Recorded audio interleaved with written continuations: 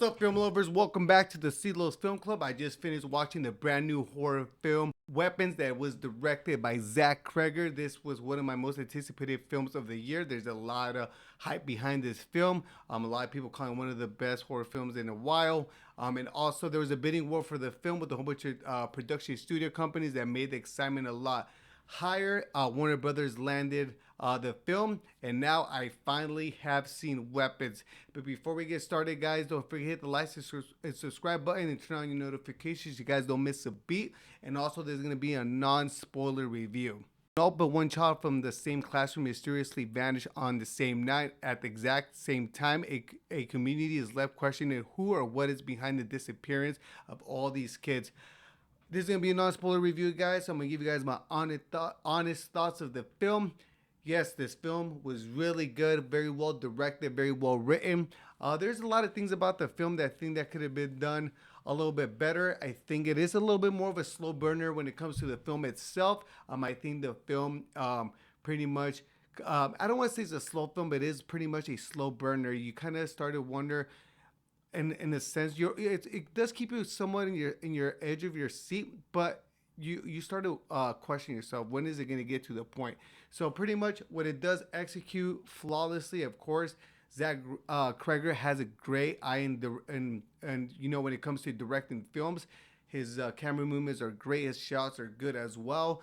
He knows where to put the camera. The suspense in the film is really good. There's a lot of scenes with doors that he does great. The last 30 minutes of the film, pretty much, it gets pretty wild. It gets very, very bonkers.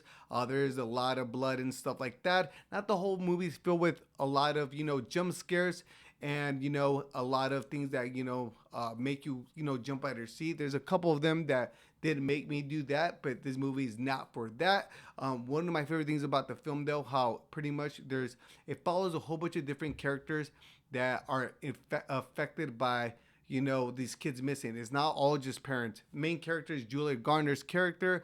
Her name is Justine. She's pretty much the teacher of the classroom that all the kids disappear, with the exception of one kid, and that kid name is Alex, which we'll get to as well. Pretty much Julia Garner's character, she's struggling with her own. I'm not gonna give any spoilers, but she's struggling with her own battles a little bit. It seems like they never jump into characters' backstories that much at all. But pretty much, you know, the town is kind of questioning her because, you know, why all these kids disappear from her classroom, and you know, and people want answers. You know, if your kid was disappearing, you would want an answer. They feel like the police should be questioning her a lot more, and she has to struggle with being kind of that person in the, you know, in this small town of, you know, everyone's looking at you at a certain way.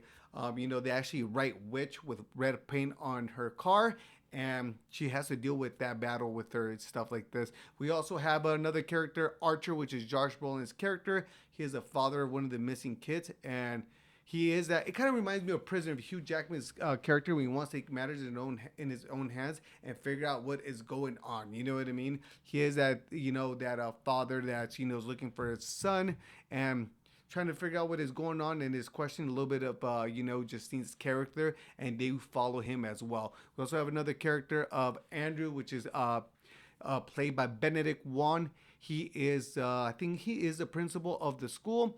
He is also one of the characters that we follow. And then also one of my favorite surprises of, you know, the character that we follow that they really don't mention is a character named James. He's pretty much like a meth head that kind of just hangs out, homeless person, hangs out on the street and is up to no good. His character, I thought he was a little bit of a comedic relief, and I thought his character was great. One of my favorite characters, surprised me a lot, and his character was spot on. I don't want to get too much into his character because his character has a lot to do with the story too as well. Then we also have another character of Paul, which he is pretty much a local cop. Pretty much his character, we follow his character too as well. I don't want to say too much about his character either, other that he is tied with another character here in the story, because it starts to give stuff away. It is hard to do a good review, dive deep into certain stuff without getting into any spoilers. And then we also follow Alex. I think it's his name. Yeah, the little boy, adorable little boy, great little boy that we follow. He is the only kid that, you know, shows up to school the next day, and all the other kids are missing, and he's with the exception of Alex. Pretty much, you follow all these characters, and the way it's not like they just go back and forth with each character. They show one character, they show their part of their story, following them, and stuff like that. Following them in their story, how they're dealing with the grief of all this is going on, and then they go to next character, and then you start following what's going on with them, and then you start seeing how they start intertwining with stories. It's very well executed. It doesn't really go back and forth. They do about 4 to 5 characters, I would say, in the whole film, but overall I think they did that pretty good. It is a slow burner because it is cool how they interact all the stories together, and at the end, it gets very bonkers and wild. But at the same time, you start to realize, okay, so what's the point of us following them? They're not really giving us too much backstories, way too much backstory of themselves. There's 2 characters here that have like a little thing together, and it's almost like not really necessary. I think it's almost to have them kind of intertwine together with their stories, but those 2 characters do have their stories that connect with the overall bigger picture. And I thought they were going to do a little bit more. I thought that it was going to be more of that, of people's backstory has to do with affects the story itself. Alex, and it's going to be kind of hard to get away from any kind of spoilers with that, but you do follow Alex's kid. The kid does a great job. He's an adorable little kid. He's very, very good acted role that he did the kid, and I think his story is really good. Probably my least favorite, I thought they would have done a little bit more with his backstory, which his last part of the film is pretty bonkers. You kind of see in the trailer is Andrew's character. He is played by Benedict Wong. He is the principal of the story. I think this film, though, overall, I think what they do really good is intertwine the story together and kind of keep you on the edge of your seat of what's going to happen next. It does kind of wait a little bit too long, and you kind of, like I said before, I went to go see this film with my girlfriend, and she was like, I just kind of wait till they got a little bit to the point. It is kind of true. You were kind of, all right, so what is the point of this part of the story? It didn't really feel, though, like they were just filling in stories of people, what they're doing on their daily lives and stuff like this. Nothing like that. It just kind of felt like it needed to go a little bit more to the point. I think overall the suspension was really good. The jump scares that they did have, they were really good. There was a couple things that didn't really make sense to me when there were let's say in a room and someone's trying to break into the door. You guys will kind of see breaking through the door. You guys will kind of see what I'm talking about. I think a lot of that stuff there's not much logic behind it. You just kind of have to go with it. Use soundtrack and noise is pretty good. The sound is pretty good. I think this director has a great eye in directing films. This is really good. If you're looking for like a super scary movie where it has you covering your eyes, this is not the movie for you. There's a couple scenes you do want to cover your eyes because of how gruesome it is, but it's not that scary kind of ring grudge kind of situational premise that they put you in. But it's a really good film. I do recommend it to a lot of people. It's a great way of telling a story that's completely different. It kind of reminds me of how they tell a story with Pulp Fiction, where they're following one character and then they go to the other character's backstory. Then you see how that character ends up in that scene with them, and it's beautifully done. Very, very, very great, well written. It also reminds me a little bit of Magnolia. I've only seen it once, so I can't really remember all the exact things of the film, but I do remember there was a lot of that in that film too as well. There's a couple things though that they set up for something different. So it's pretty much setting something up, and they'll show you what the different character from their point of view and perspective. And that's what they do a lot. A lot of point of view and perspective from each character when they intertwine them together is very well done.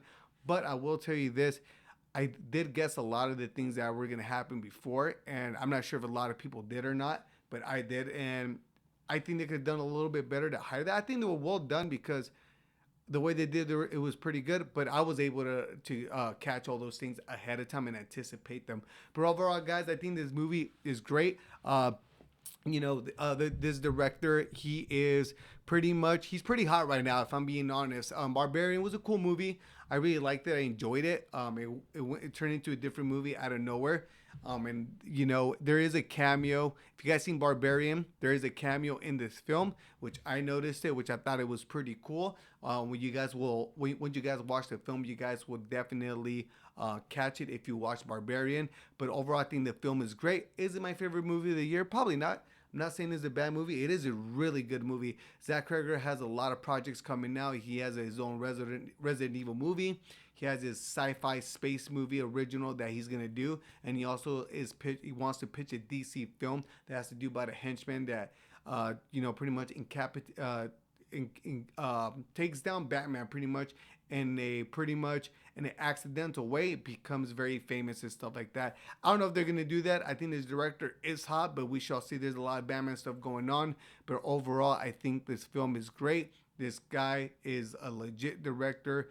He likes to tell stories different way, and I respect that. And I really enjoyed the film. And this is a really good film for cinephiles. I would highly recommend to anybody if you're into film, horror, and a little genre blending. This is a film for you. Overall, I think this year has been a great year for horror films, the horror genre. We had Sinners, bring her back in this film. All of them did not disappoint for me. So yeah, guys, this is it for my non-spoiler review for Weapons. Let me know what you guys think about the film. Do you guys feel the film was too much of a slow pace to start off with?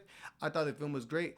I really liked how they just intertwined all the stories together and kind of blend them all together at the end. So all right, guys, this is it. I will catch you guys later. Peace.